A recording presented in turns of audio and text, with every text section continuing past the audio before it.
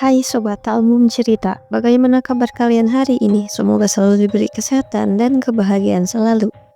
Hari ini kita akan membahas kejadian mengerikan, kisah nyata yang terjadi di tahun 2024 lalu.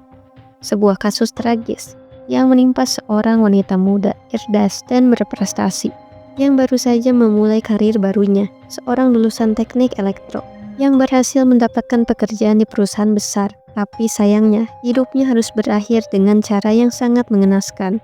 Hanya karena nafsu bejat seorang supir travel lintas kabupaten. Bagaimana kisahnya? Langsung saja kita ke ceritanya.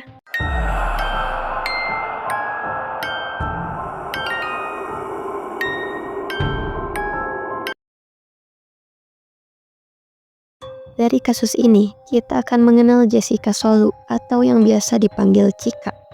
Lahir pada tahun 2001, berasal dari Kecamatan Wara, Kota Palopo, Sulawesi Selatan.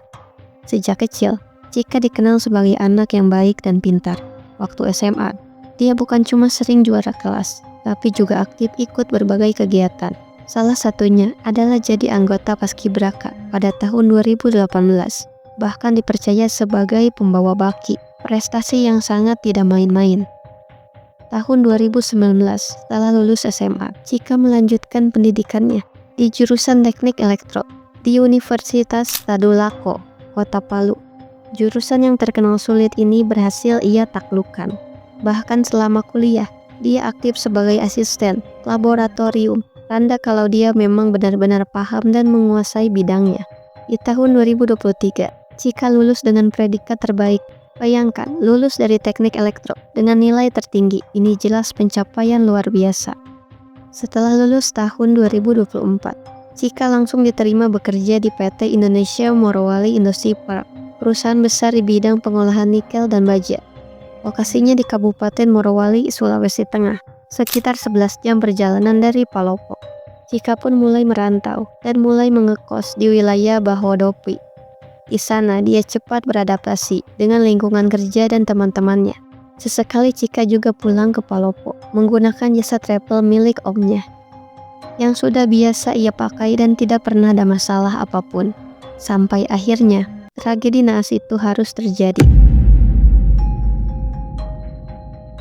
Awal November 2024, Cika mendapat kabar duka, neneknya meninggal dunia. Ia pun segera mengajukan cuti dan pulang ke Palopo dengan mobil travel langganan yang dia pesan lewat omnya. Perjalanan berjalan normal. Ia tiba dengan selamat dan ikut pemakaman sang nenek dengan adat Toraja. Setelah beberapa hari, tepatnya tanggal 11 November, Cika dijadwalkan kembali ke Morowali. Malam itu, dia dijemput mobil travel Toyota Avanza hitam. Di dalamnya ada beberapa penumpang lain. Lalu Cika duduk di bangku belakang, dan supirnya adalah Andi Gugun alias Akmal. Yang tidak diketahui Cika dan keluarganya, Akmal adalah mantan narapidana 2 kali karena kasus pencurian dan kekerasan. Setelah beberapa jam perjalanan, sekitar daerah Taringgi, Akmal berhenti di rumah pamannya dan meminjam mobil Calya putih dengan alasan pribadi. Ia lalu membangunkan Cika dan memintanya pindah ke mobil tersebut. Penumpang lain tetap di mobil Avanza dan melanjutkan perjalanan ke Morowali dengan supir cadangan. Sementara itu, Cika dan Akmal melanjutkan perjalanan hanya berdua di mobil Calya. Saat Cika sadar situasinya janggal, ia mulai merasa cemas. Tapi ia tetap mencoba berpikir positif dan kembali tertidur. Sampai akhirnya Akmal membangunkan Cika dan mulai menggoda dengan menawarkan uang 200.000 untuk berhubungan. Cika tentu saja marah dan menolak keras. Di daerah sepi Gunung Kayulangi sekitar jam 2 pagi, Akmal berhenti dengan alasan akan buang air kecil. Namun ia justru masuk ke kursi belakang dan memaksa Cika. Setelah melakukan aksi bejatnya, Cika mengancam akan melaporkannya ke polisi. Karena panik, Akmal kembali ke belakang dan menjerat leher Cika sampai ia tewas. Setelah memastikan Cika tak bernyawa, ia mengambil HP iPhone 7, anting dan kalung emas milik Cika.